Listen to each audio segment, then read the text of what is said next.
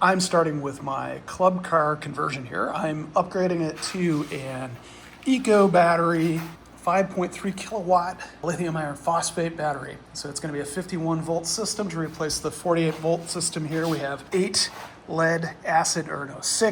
8 volt lead acid batteries, so 6 times 8 gives you 48 volts. This is a 2019 Club Car Tempo, and the battery I bought is designed to be a through-hole module that will use the existing through-hole post that bonds the existing batteries in, and will only use one side of the space. So when I'm done, I should have a good amount of storage space left over in the end. Now I've already started a little bit. You can see here I'm just removing the existing battery connectors. I made sure to remove the positive terminal and negative terminal that come from the engine bay, so that basically none of the electricals of the engine will be engaged. And I also made sure to turn the run to neutral there to disengage those things in the engine as well. I have a little bit of a problem in that trying to get the batteries out, I'm going to have to go to the store. I don't have a socket that deep. I don't exactly know what size socket that is, but I have a really crappy little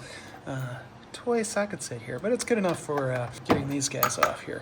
So currently what I'm doing is I'm just removing these connectors that tie the batteries together. I did find the 12 volt harness, which is a little fascinating. You can see it here. It was connected across these two batteries.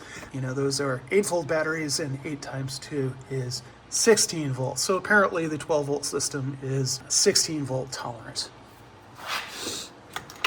I'm also going to have to get a battery puller because I'm told that these batteries are relatively heavy, and there's little, you can see here, little tabs that you can attach a battery puller to.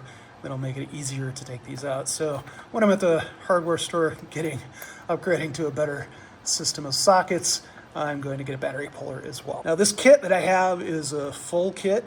It will replace the charging port here. You can see the charging port is kind of this custom weird charging port that's a DC charging port. It just replaces it with an AC, just basically an AC standard jack that you can plug any extension cord into. So I might get like a dedicated extension cord for that as well, so that I don't have to worry about that.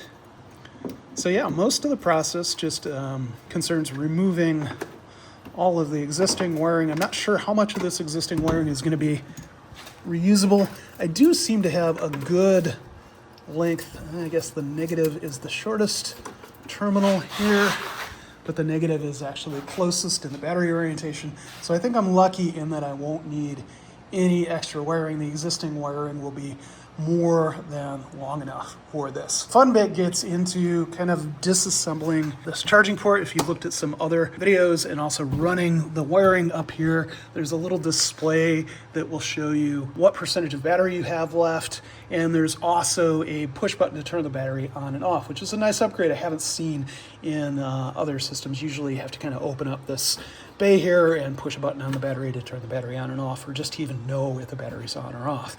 So I'm going to install a little push button on the dash. We'll have to see what it takes to get into the dash and mess around with that stuff a little bit later. I'll also have a good bit of cleanup to do here. But yes, I've already hit a roadblock. I just wanted to kind of kick into this, see what sorts of things I would need in here, see if I needed any extra power wire and so forth. But it looks like the simplest thing that I've ran into is just my sockets simply aren't deep enough to take out this crap. Bummer. Okay, so now we've got the 5/8 drive, and we can get this guy out of here.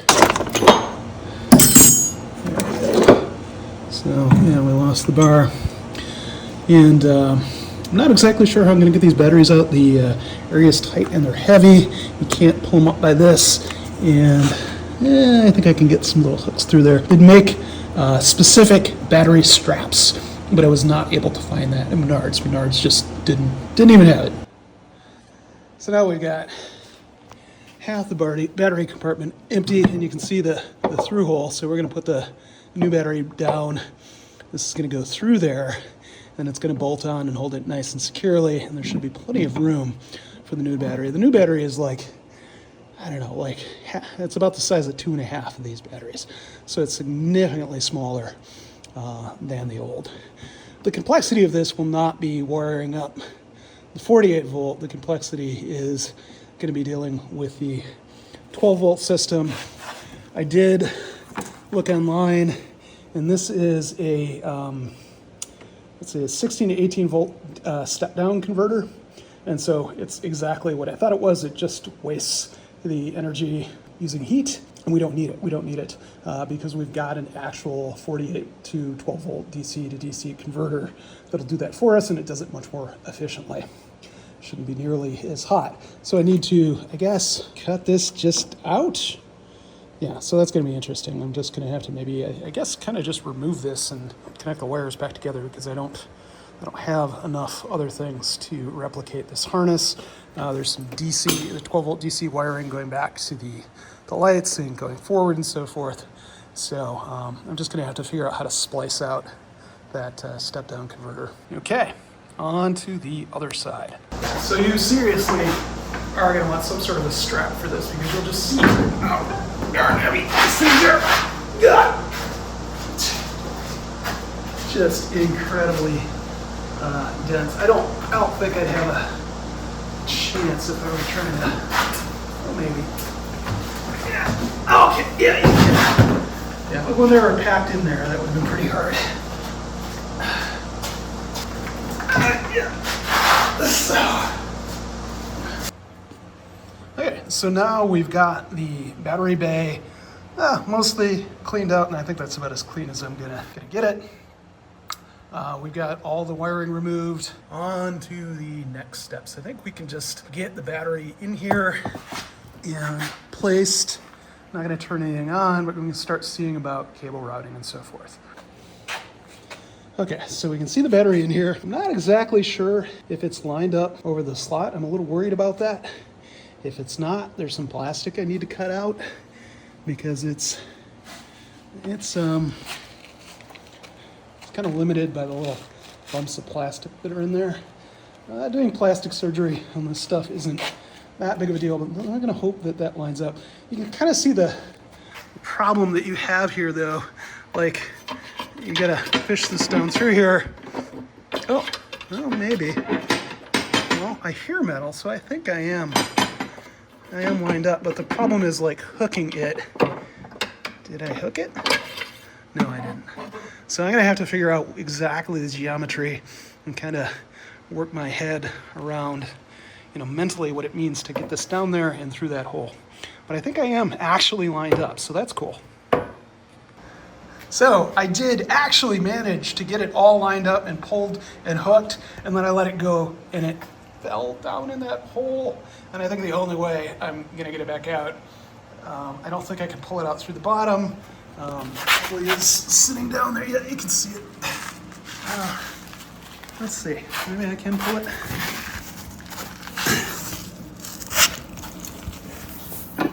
No, I'm gonna have to pull the battery back out. And so you can line it up single-handed. It would be nice if I had somebody else to just like push that up. What I need to do is I need to line it up single-handed with the mounting bracket that comes with the kit and make sure that I'm ready once I've got everything hooked together. So it's kind of a very tricky single-handed job, but right now what I'm gonna have to do is remove that battery and line everything up again and be ready to thread the holder through.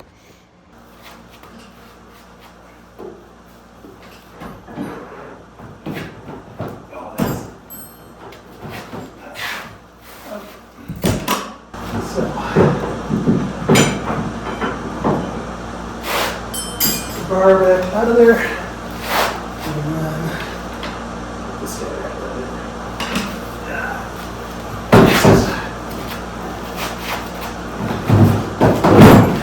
So, let's see, got the little mounting plate with the screw, and hopefully I can hook this and not drop it out here. That is just doable as one person job.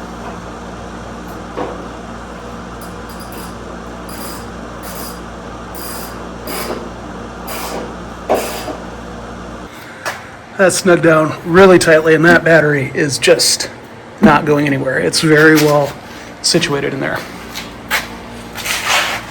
You can see we've got good clearance on the battery terminals.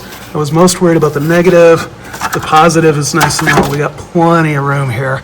Again, the issue is going to be routing the 12 volt stuff. I'm going to have to look that up. It looks like I've got a wiring harness for 12 volts that is more than adequate, but I still need to somehow tap into this stuff. So I think I'm just going to have to like hack off the wires here and splice into it. And maybe I can actually reuse this connector here. Yeah, that'll be nice. Yep. Okay, I think I've got a plan. First, I need to do a little bit of cleanup because I need to get this carpet up. I need to get this little apron up here so that I can get at the charging port. Remove the old charging port and put in the new one.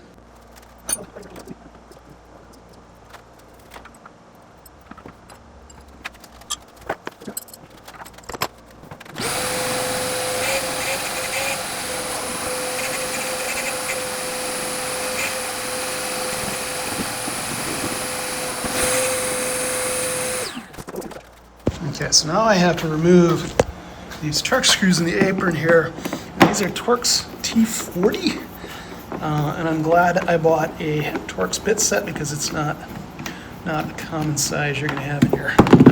So that's a pretty beefy guy there. Oh, hello, Mr. Spider. How's it going? Can't really see him very well. Yeah, there you go. Having a grand old time in here.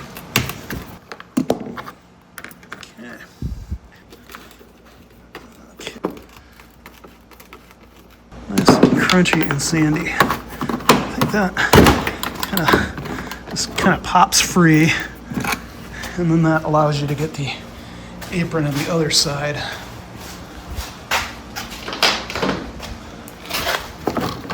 Off here. So I think there are some, I think there's some Torx screws up on top here that you have to kind of pull. Is that? Yeah. So you can see this little clip holds down the front. Pulls that little clip off. Not sure. You know what? No, I don't think that's not for this. I think I need to take those screws out and put this screw back. Who knows what that's for?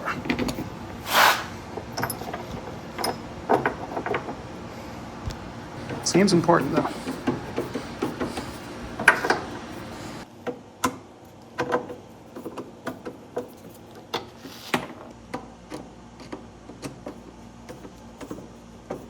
In case you're wondering about the very harsh light, I've got that guy up there.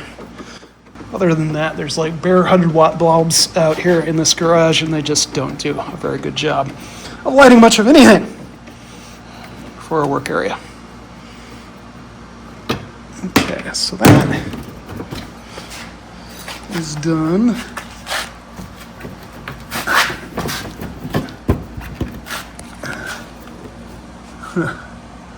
Well, I'm not going to have to go back and watch all those videos again, am I?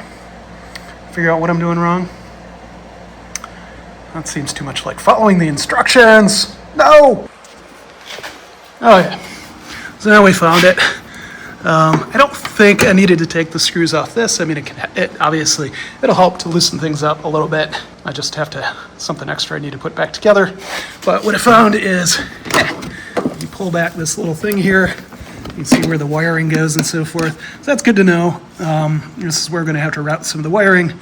But there's some T30s here. So you can go at those. And these are the ones that hold down the apron. Let's see. One in the middle and one on the side. I was trying really hard to pull that out, and I'm like, nah, it's just sometimes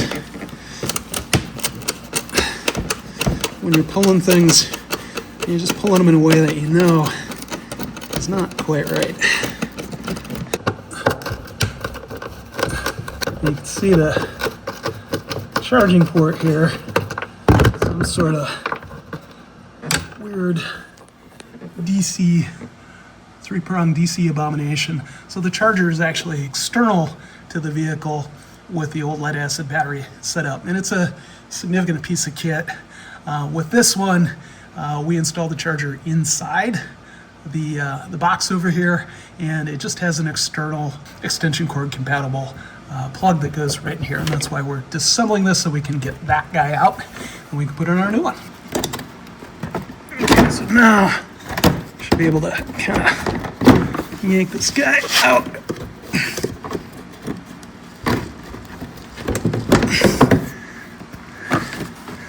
A lot of things going on here.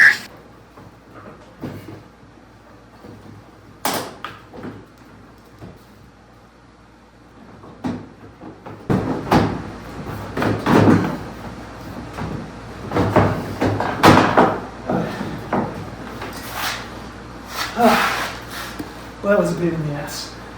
You can see this thing came out. It's hopefully not broken. So yeah, you can see the 2 Phillips heads there.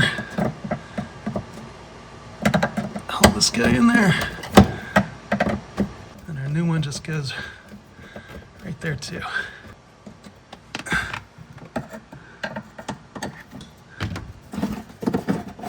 Now, as far as I'm concerned, I could just leave this in here. Like it's not doing any harm. It might confuse somebody. It might be bad if somebody actually plugged something into it. So what they recommend is going in, tracking down where it goes in the back here, and I may or may not do that. I'm not sure. But you can see the basics. So these are just some pretty heavy gauge stuff meant to come into the, I guess there's some sort of charging circuit on board here that is back behind here that would normally be used to feed the battery, because you know the battery cabling comes out of there too, so it kind of goes back into the control board and then out, and that's all just not needed. It's handled entirely independently now, so you know I could almost just clip these wires and forget about it, although I would worry about maybe stray voltages being on them and so forth. So it's probably best to track it down. Yikes. Okay, we're gonna figure that out next. So this guy is, I don't know, T30-ish. So much with Torx is like, it's close enough. So we're gonna see what we can see. I think this is just like a little bit of a cover. Yeah. Get these guys out of the way.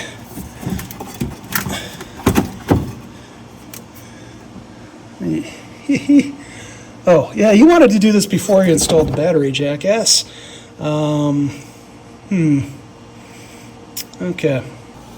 Okay, well, it would have been nice if I'd done that before we installed the battery, but I didn't. So, you know, whatever. Oh, there is our, I think this is our, what do you call that?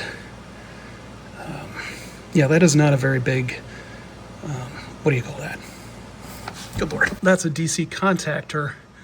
I'm not exactly sure how to wire this thing, so that, you know, you can see this is a 400 amp version of that, and basically it turns electricity on and off to the motor.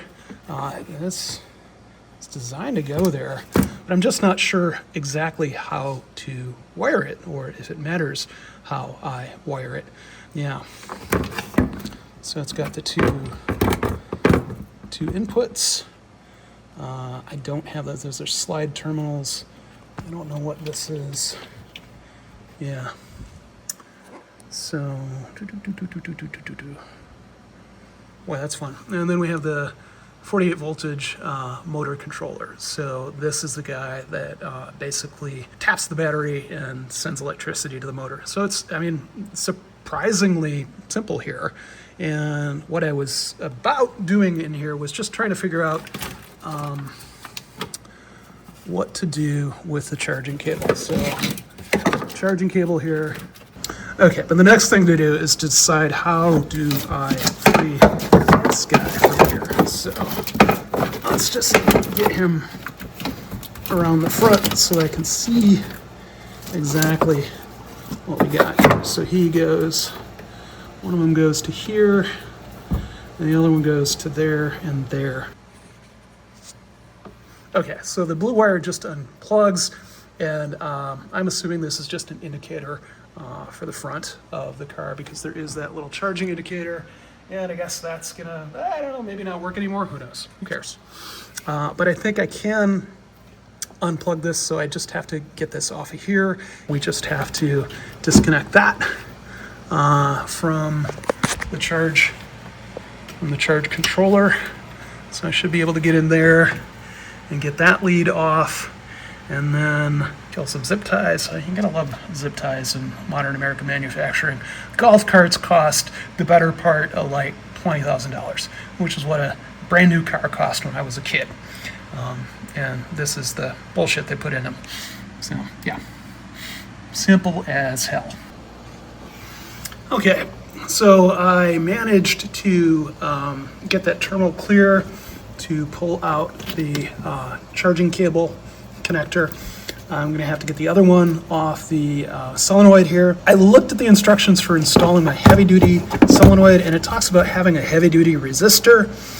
It did not come with that. I don't know if it's needed or not, but I think for right now, I'm just not gonna mess around with that. We're gonna assume that this solenoid is okay-ish. If it burns out, it burns out, and I've got a replacement, and then I can look into doing that in the future. For now, we're just gonna get the terminal off here from the charger, get this charging stuff out of here, and get the charging harness out of the car and out of the way. Okay, and the last little bit is that twist tie that was bugging me. There we go. So now you can see their charging harness is free. There we go. So we're out of there. And I don't think there's anything more we need to do back here. I should double check that I tightened everything down well. We haven't damaged anything. Yeah, just needs to go back in there. And this is just, I guess it's just like a big heat sink for all this equipment. This is just a big chunk of aluminum. You can see the solenoid and the motor controller are sitting on that. And then there's just like wires that go back to the motor. And you can see the ground down there. There's just not a lot to these things. They are incredibly simple and very easy to work on if you have the right tools. Okay, so you can see we've got the control unit buttoned back up with its single screw to hold in the giant heatsink, and we've got the entire charging cable of shame out. And we're going to leave the new solenoid out for now. That'll be a project for a later day if this thing burns up. The next step is to deal with the 12-volt system and figure out where we're going to put that, where we're going to put the new charger. I think I'm going to worry about the new charger next. There's the old batteries. They probably still have a couple years of usable life in them. Well, it'd be a shame to have to just recycle these guys. We're back at it. I'm going to turn off the dehumidifier, which was causing a lot of background noise, so you can probably hear it in the background. It sounds like a... Oh my gosh, I can hear myself think again. Okay, now we have the charging part, which you can see is just a normal extension cord adapter, so you can plug an extension cord just directly into this to charge it, and we have to mount it in the same exact place, and it's basically identical to the old one. It didn't come with screws. I guess they just assumed that you're going to reuse your old screws. So that's what we're going to do.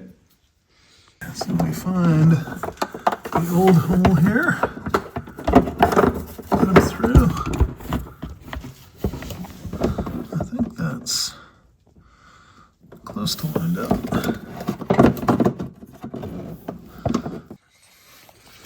Yeah, it just turns out these screws are just really, the mounting holes are just really wacky and asymmetrically mounted. I'm not sure why.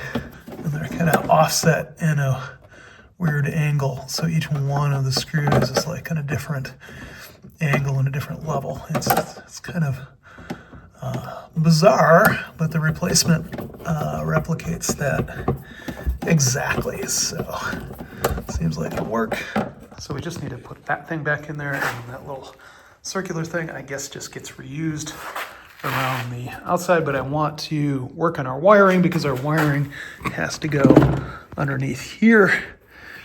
Our various wiring harnesses have to go underneath here, and I need to run at least 2, maybe 3 wires. There's a wire that needs to go to the display that shows you what percentage you have left in your amperage usage. There's another wire, I'm not exactly sure how I'm going to get it there because it's not long enough. That's supposed to go to the key that turns on and off the 12-volt transformer. And then there's finally another cool little thing they sent me, and I didn't even see this in the bill of materials originally. This is a on and off button, and it matches the functionality of the on and off button on the battery. So presumably it's got a CAN bus connection here. So presumably you can use this to turn the battery on from the inside the golf cart without having to lift up the seat and turn it on. So here's the charger. The charger has the input for the AC, and that matches the component that we just wired. So those connectors just plug right into each other. Couldn't be any simpler than that. We have the leads for the battery. These just screw on to the positive and negative ends of the terminals. And then we have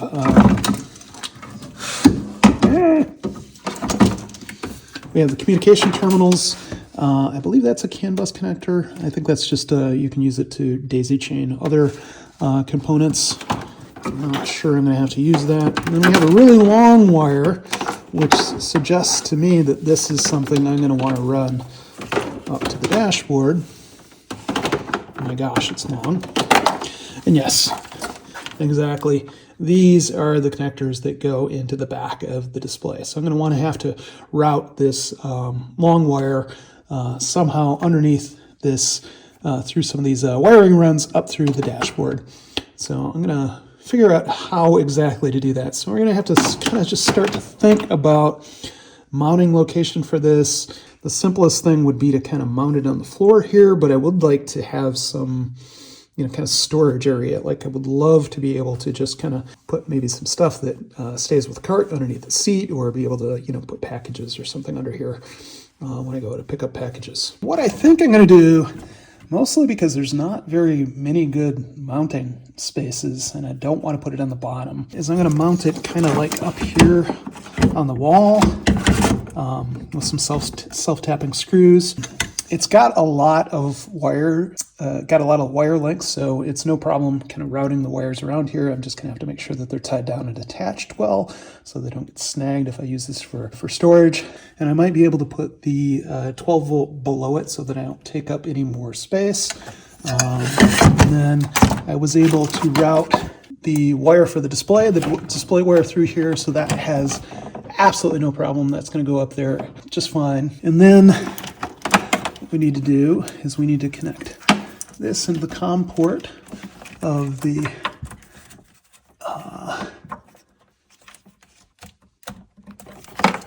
battery. It seems that it wants to go on this side. Does not want to go on that side. I don't know what's different. Well, then COM 1,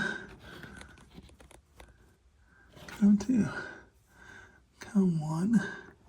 Is he like extra chewed up or something? It looks similar. I don't know why he wouldn't want to go in there. This makes no sense. Okay, well, the power button connector seems to fit just fine on COM 1. I don't know why. The other one only wants to go on COM2. Maybe there's some sort of keying or something like that. I don't know. So we will feed the power button connector through here as well. Boy, it's really starting to look like a rat's nest, isn't it? What is the only other? Oh yes, the charger sense or the charger key. It's labeled something ACC on the charger. Let's go take a look at that. Yeah, so the charger has this little thing called ACC positive, and if we look at the guy here, it says orange is key on plus. So presumably that needs to be driven positive if the key turns on. So somehow I have to route that forward. And it does actually come on a nice big long line. So this looks like it's designed to be routed up there as well. So let's get this in there too. Boy, we are just making a mess in here, aren't we? Look at that. Whew, that is just beautiful. Ah, it's just so gorgeous. Okay, so we're gonna mount this up through here, and then once I get those guys up there, I can get them up into the dash and just kind of button everything back up again, because I don't need all this apart. So here I got all these things, although I'm not sure, yeah, I'm gonna leave a little bit of slack on all of them. How does it come out? Is it? Oh yeah, there we go.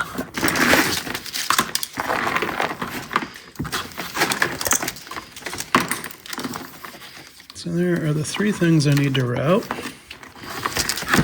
I think I've got plenty of room kind of here in this little well.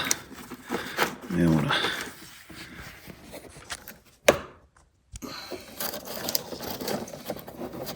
push it back a little bit. There we go.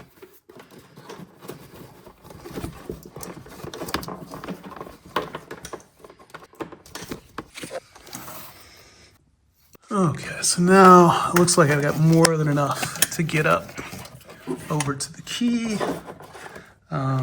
This one here, I don't know exactly where I want to put this.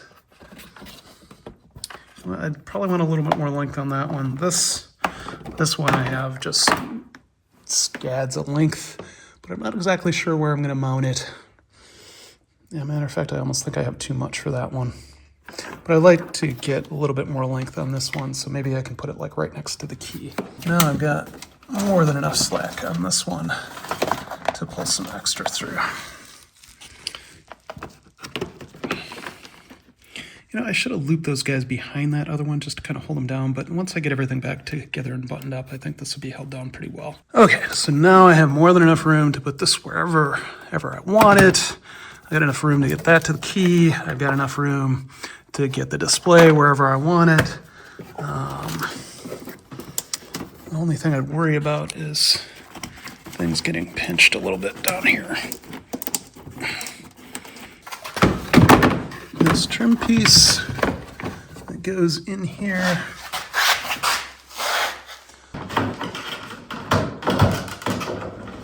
The idea, I kind of missed. You're supposed to kind of tilt this in here.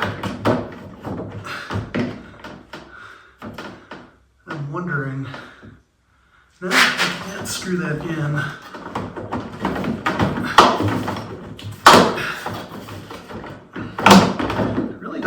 Go underneath this thing. A little bit of flex. And the idea, this is just not sure what I'm missing here.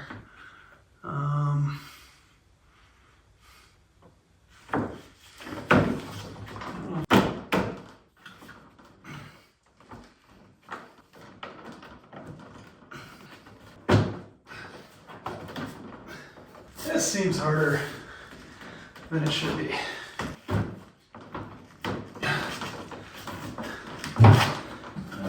Just doesn't want to move because we got this charging guy here. Come on, just go over.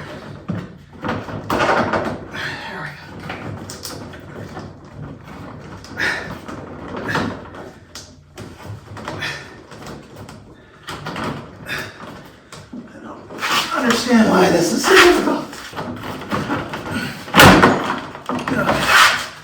We're reversing out. Let's see what I got wrong. Oh, you know what? This needs to be pulled back. I think. Yes, it does. That's the issue.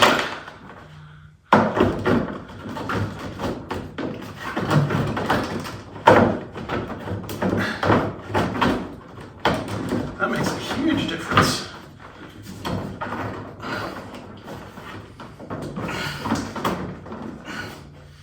Come on. Just go over. There you go. Oh my God. Holy crap. So, let's take a guess at how many times I have to pop that back out again. Yeah, that is nicely laid in there. I might want to hit it a couple more times.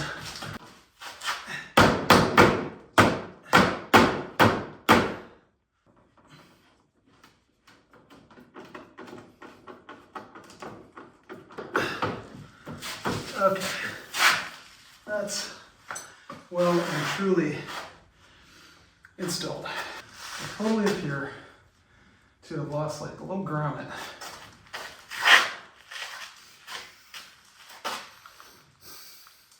It's just right here.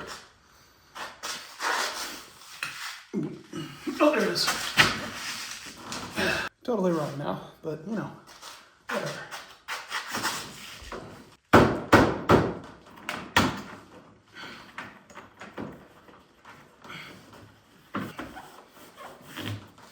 Seems pretty good.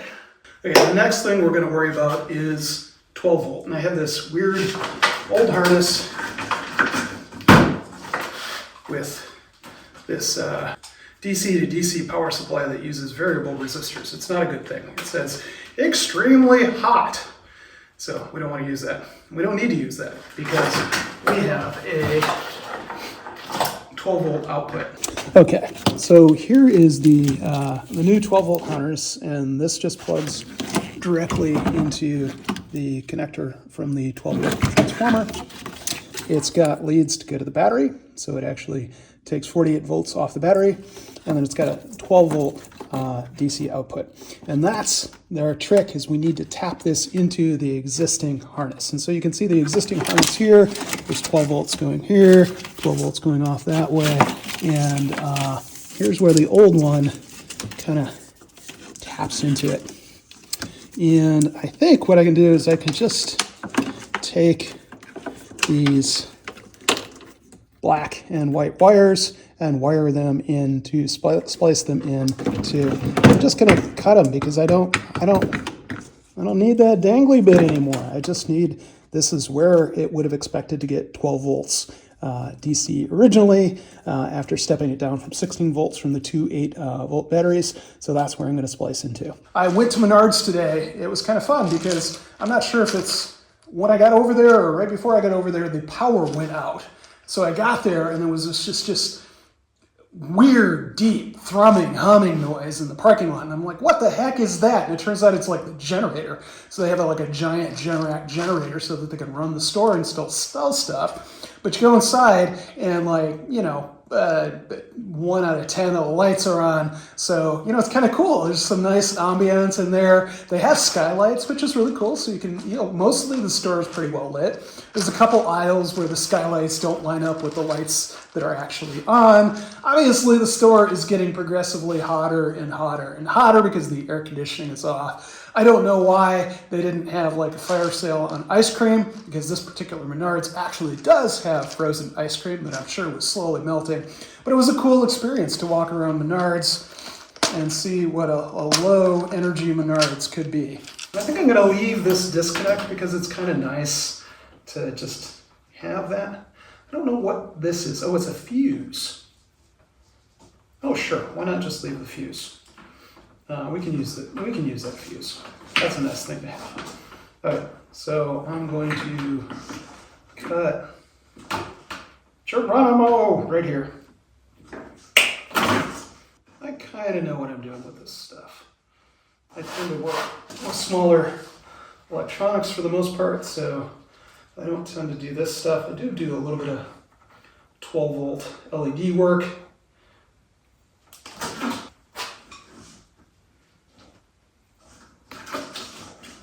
Come on. This is considerably heavier gauge. So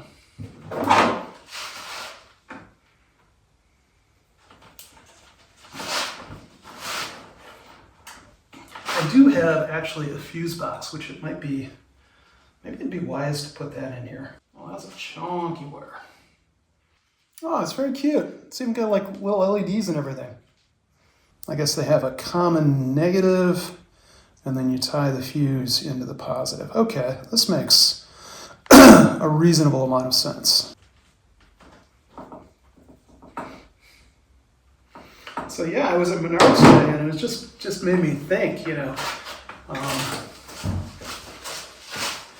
I'm sure that Menards was running off like a tenth of the energy it normally runs off of. You know, I wonder, you know, and it wasn't like an ideal experience. Like, you know, obviously it's going to run out of air conditioning eventually and get really super hot and nasty in there.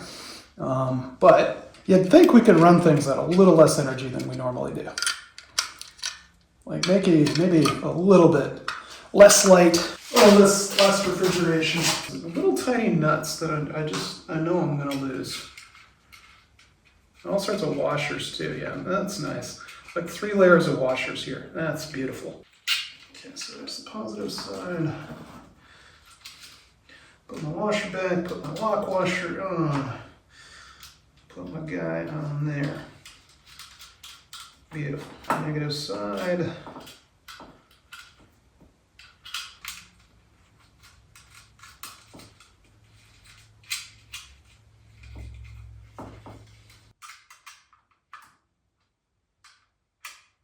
Okay, so the 12 volt side is hooked up. Negative to negative, positive to positive. That is, oh, that's nice. Jesus Christ. Obviously I didn't crimp that well. Better to find that out now, right?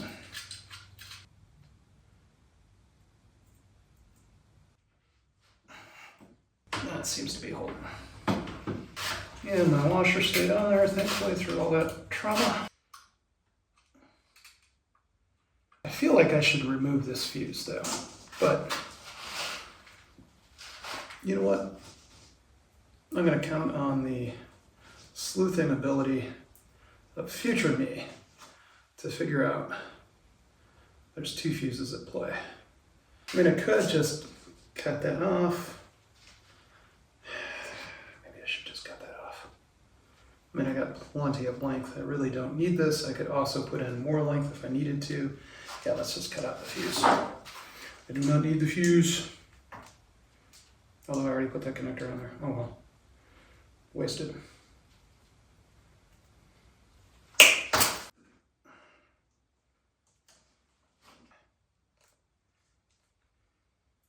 Typically what you're going to have is like a common negative here, assuming that's the way they want this to be wired, and then the positive will come in. The ground is always coming. Duh. I know this from PCB design. Nope. Kick out of there.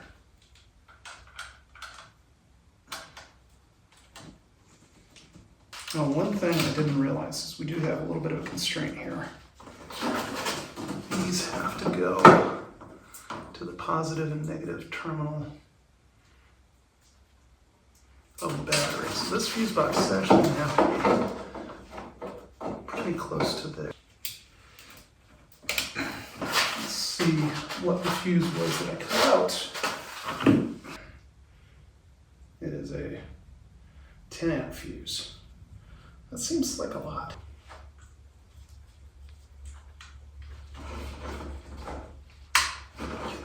10 amp fuse in there.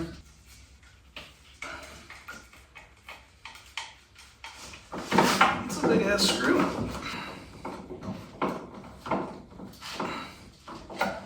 And it seems to hold relatively well.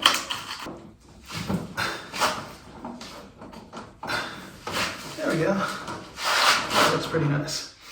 So yeah, so here I've got the positive. Well, that doesn't look great. I should probably tape that a little bit. The positive coming in from the DC to DC transformer that steps it down to 12 volts. Got the negative coming into the bottom. This has a nice cover. There's the common ground for the 12 volt bus for the rest of it, and the 12 volt positive, and then we got a 10 amp fuse in there that replicates the 10 amp fuse that was just kind of in line with the wire originally. So now I think I can actually wire up the battery. I should be able to get this thing going without the charger. And they say the way you're supposed to stack up the battery bolts is from biggest to smaller. Battery connections is from biggest to smallest. So the biggest is here. Next one is the charger. And then the 12 volt. Okay. Nope, wrong way. I don't know how tight this is supposed to be. There's lock washers here, so, you know, just reasonably snug here. You don't want it rattling loose. And it's probably not supposed to come up like that, but, you know, whatever. Well, they rotated down. That's nice. I should have started the other way. Okay, so I've got all my connections. I do not have the power to the battery charger plugged in. I don't think I need that quite yet. We can plug in the display. Very simple little display. It's pretty cheap. It's not terribly nice. I think you can buy like better, more fancy ones with touch screens, and you know, I'll show you more stats because the CAN bus, I think, exposes a lot of data. I am really scared to turn this thing on. Okay. Nothing happened. Yeah, so it gives us 95 volts, or 95%, 53.4 volts and 0 amps. So we're not doing anything right now. Technically, I think we're drivable. So let's see if 12 volt is working. I should be able to turn the lights on. There's no horn. Well, that's not good. I don't think the 12 volt transformer is running right now. I'm pretty sure it's not. Otherwise, we'd be seeing the lights on. I do have a way to test that. I've got a voltmeter, but like, I don't feel like anything's coming out of here. There's no on off on this. Yeah, so I've cracked out the voltmeter, and it seems like this guy has to be at about 50 volts in order for the DC to DC converter to come on. There's two ways of doing that. One, you can just wire it to the positive terminal of the battery, but in that case, if the battery is on, your accessories are on. And since I already pushed it all the way through here, it would be kind of silly to do that. So we're gonna have to figure out how to actually wire this into the key switch. So I'm gonna work on that for a second. So I've determined that when the key is on and the car is in run, this is important because it doesn't work if the car isn't in run. I've determined that when the key is on and the car is in run, that gets the battery positive voltage. And so what I want to do is I want to splice my wire into this. You know, they got some fancy double splice things that you can use for this. I don't have one of those, so I think I'm just gonna splice into this wire itself. Okay, so I can't say that I'm proud of this. This seems not terribly cool. But yes, I've spliced my wire into this wire, and now I can plug this back into here. In theory now, if I put the cart in run, yeah, we've got 12 volts. Wow, okay. And then if I turn it off, it shouldn't. Ah, that was beautiful. Okay, we got that working. Very nice. So the other thing that we could do is route this little guy. So this is the power button. Now I bored through the dash with a little spade bit here, a 5/8 spade bit, which is just perfect. And now, of course, I cannot, oh, there we go. I need to find the little guy that goes on the back here. So he goes.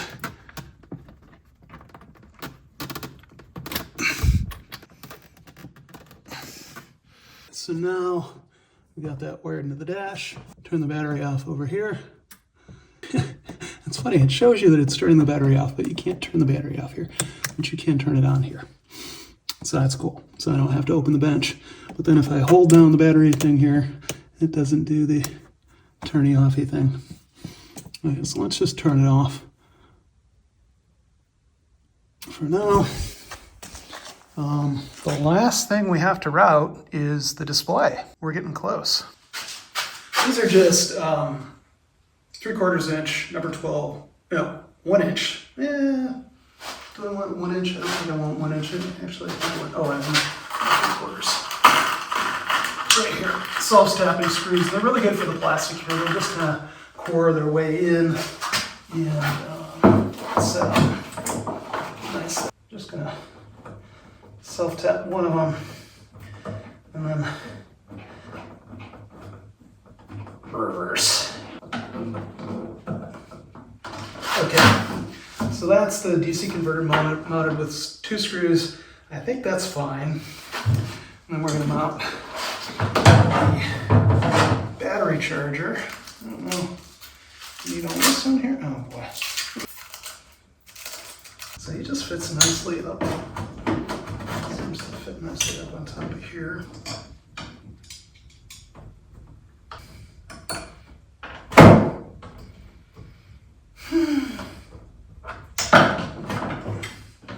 It's almost as if I should pre-drill my holes.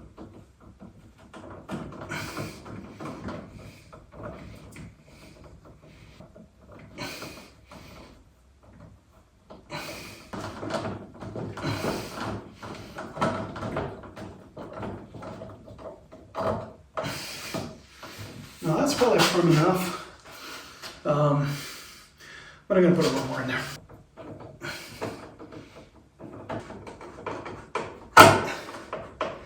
Okay, now in theory, we should be good to drive. I can plug in the charging harness. I've had some cable cleanup. Like, this thing's done. Almost done. I haven't put everything back together yet. But this should go. Okay, so let's put it in run. Turn it on. Little display boots. Dare I put the seat on and go for a ride?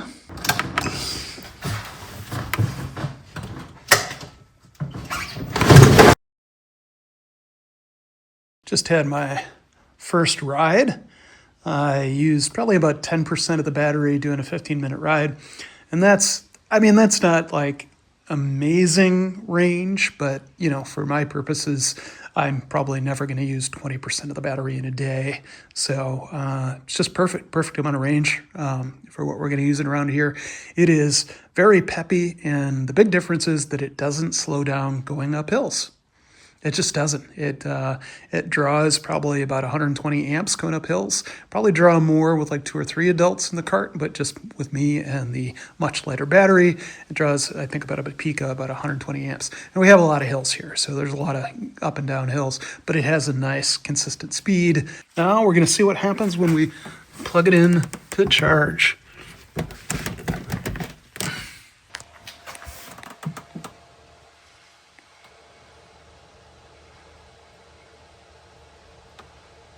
4 amps. It's ramping up. I can hear the fan inside there, so it's going to get a little warm, I bet. 10 amps, 11 amps.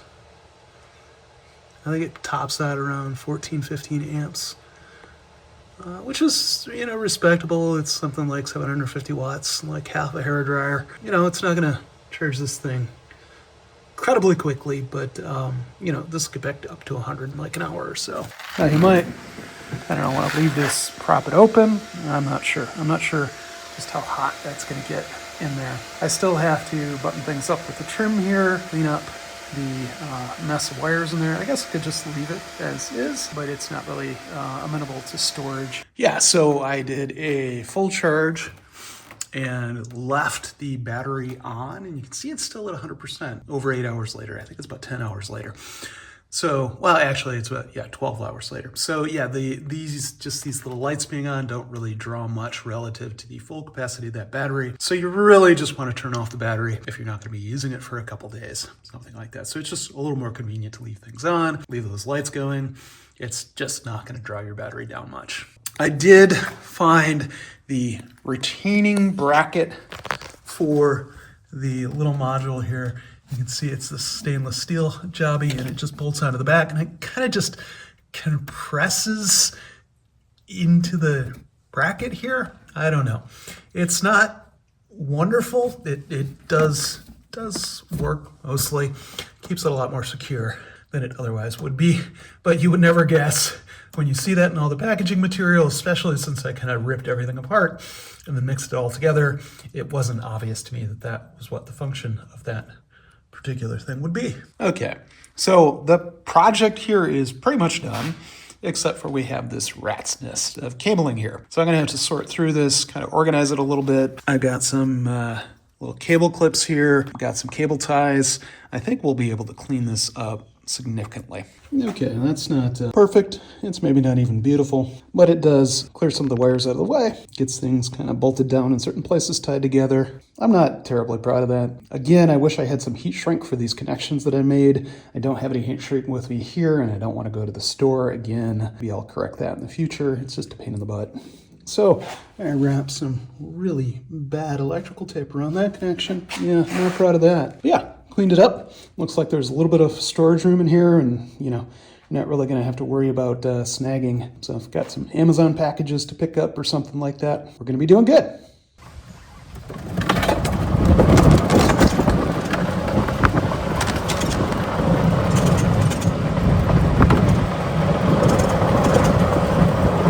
Here you can see it just doesn't give up. Going up the hills. Doesn't slow down a bit. It's a good size tool too. Lots of good amps.